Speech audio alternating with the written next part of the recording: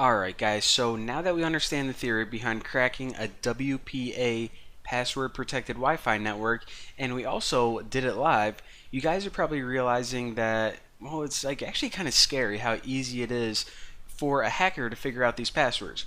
So the important thing that we need to understand is how can we protect against this? I mean, how can we have legit clients still be able to use these password protected networks but keep the bad guys out? Well, as you're watching these tutorials, we're going to talk about a bunch of different techniques that we can use to secure your Wi-Fi network. But in this case, and one of the most simple things, and I'm sure people tell you all the time, is you need to have an awesome password. And by that, I don't just mean, you know how websites say that you need at least one uppercase in a number. No, I mean that you need like an awesome password. You need to have uppercase, lowercase, you need to have weird symbols. Make it as long as you possibly can. And another thing that people don't realize, and what we just saw, is in order to perform that attack, this guy needs a dictionary, a list of passwords that he thinks may work. Now, some people's dictionaries are like terabytes long. Now, if you just took a quick look at that word list, then what you're going to notice is that whenever you use a dictionary tag, those passwords are made up of, people's previous passwords. And these are not only things like password 1234, but they're things like sports teams, they're things like famous people, something like soccer, common words. So if your password that you choose for your access point isn't even a word at all, let's say it's just 3JK8211, and like you have a bunch more thing like that, explanation, dollar sign, whatever. Do you think that this is going to be in anyone's password dictionary? It's not, because this is kind of what we're seeing. This is what they're going after, vulnerable passwords. And unless they're going to brute force you, in other words, just try every combination possible, then I mean, it's pretty much impossible that someone has this as a possible option. So use not words, but just random stuff. It sounds stupid, but if you just start pounding away at your keyboard, if you don't even know what your password is going to be, then there's no way that they're gonna. So long passwords, number, symbols, uppercase, lowercase, and you're going to be very protected in the sense that they're probably not going to guess it with a dictionary. Now, another thing that I want to point out is this. Say that you are, just at your school. Let me just write that. So what we saw is whenever anyone knows the password to this access point, then essentially what it means, if they're smart enough, is they can read everyone's traffic between their device and the network. It was super easy to decrypt and read. So let's say that this is you. This is your laptop at school, and obviously you can't change the password for the network. I mean, you can get in there technically, but you're not supposed to, and if you do it, you're going to get in trouble. So you go to the systems administrator, be like, hey, dude, you need a better password. And he's like, nah, it's fine, it's fine. So now you're in a pickle. And just so we can remember that, let me drop pickle. That is the worst pickle ever. Alright, so now you are in a predicament. So you want to be able to securely, transfer data back and forth, but you have no control over the password because the access point, it just doesn't belong to you. Now, the best thing that you can do, in my opinion, is you can use something called a VPN. Now, in order to understand what a VPN is, and it's actually pretty simple, the concept at least, is you first need to understand what a proxy is. And if you guys already know all about this stuff, then, just go ahead to the next tutorial.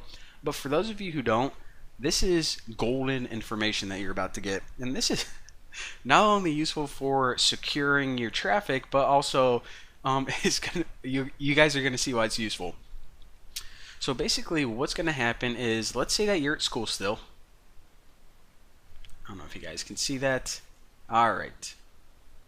So let's say that you're at school and this is your computer, and you decide that you want to go to Netflix. So this server is Netflix or whatever website.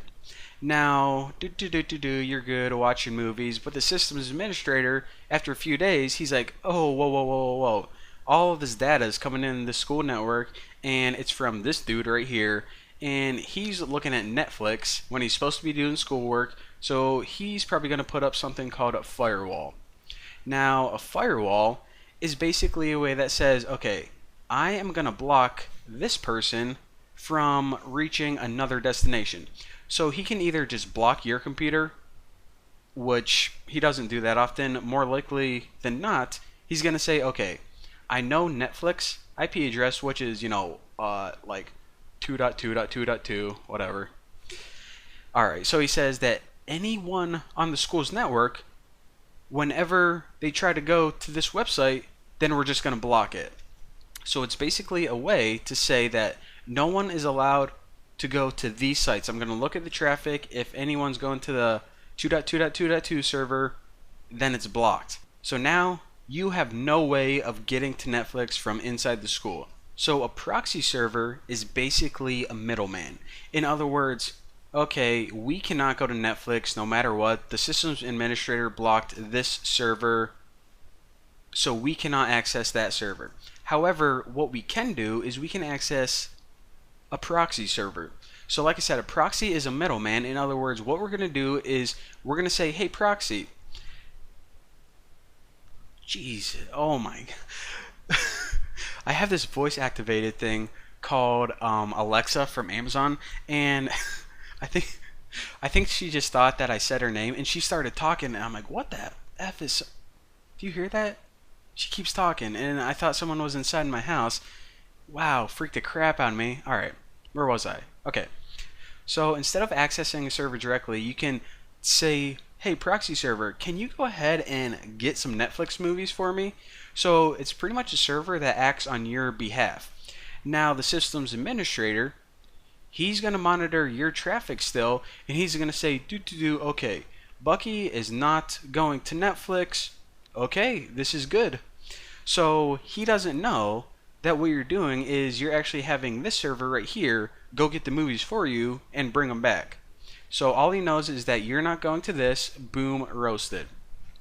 So that's how proxies work, and that's how you can get around going to, sites that you probably shouldn't be going to at school. So why did I say VPN is what you want to do? Well, a VPN is essentially like an enhanced proxy, because not only is it a website that acts on your behalf, but all of this data between you and the proxy or VPN server is encrypted.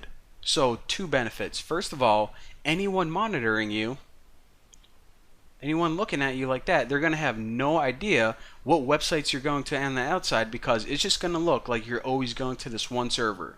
No matter what you do, you're always just going to one website right there. Now, since the data is encrypted, even if they were to look at that traffic, it's all going to look scrambled. The only people who know what you're really going to is you and the VPN.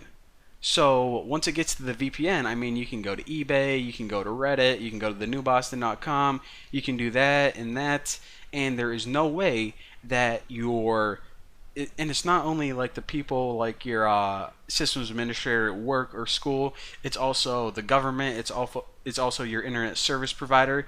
They have no idea what you're doing. So I recommend that you get a VPN, even if you are over a secure network, even if you're just at home. They are awesome. I love them. I highly recommend them. And yeah, there you go. Recommend that you learn more about them, but there you go. That's the basics of how you can protect your own traffic from being spied on a wireless network. And if you own that wireless network, get a nice secure password and you'll be golden. So thank you guys for watching. See you next time.